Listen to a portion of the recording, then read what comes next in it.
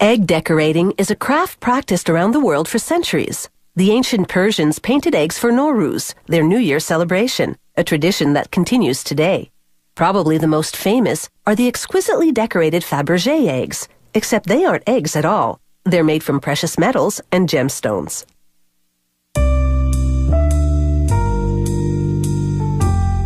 Each one of these decorative eggs is a unique piece. The artist paints them, collages images in fabric, and creates jewelry and music boxes, or hangs them as ornaments. She always works with real eggs, from birds like the rhea, the emu, geese, or turkeys. Here she selects an ostrich egg and gently clamps it in place on an egg marker stand.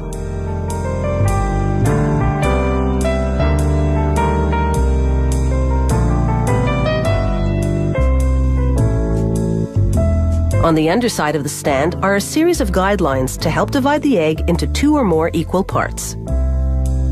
Working with a pencil held in a brace, she divides the egg into 4 equal parts.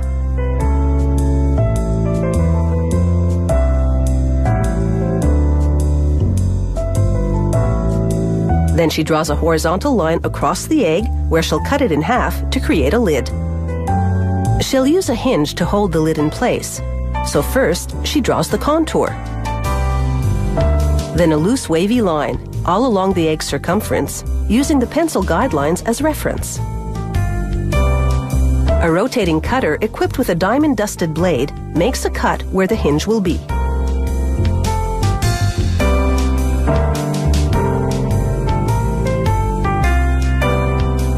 The artist now prepares some 5-minute epoxy glue. She has a neat trick to apply just the right amount. She works with a strand of uncooked spaghetti, then sets the hinge in place.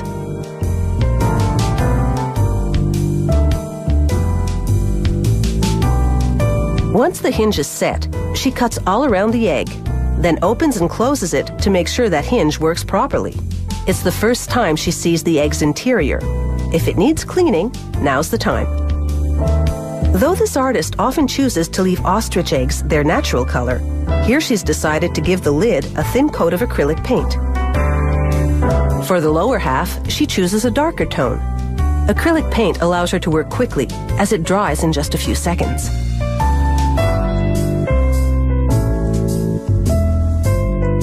Next, she uses a special glue to collage strips of Japanese rice paper onto the egg. She layers small pieces to achieve a tortoiseshell finish.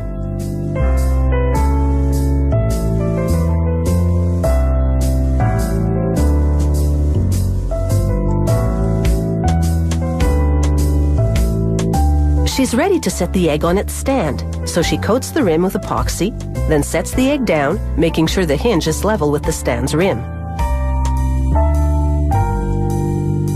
The artist now turns her attention to the egg's interior. She lightly glues perfumed cotton balls to fill out the top and bottom parts. Then she applies glue along the inner rims and clips on a piece of ivory satin. By the time she makes it around both halves, she can remove the clips. The fabric now holds firmly in place.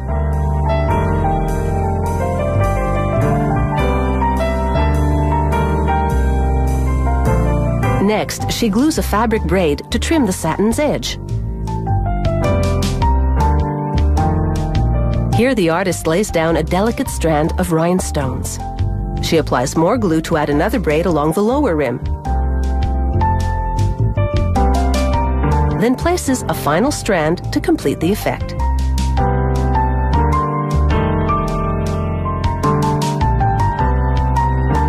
She sets in a tiny rhinestone to decorate the metallic filigree that hides the hinges.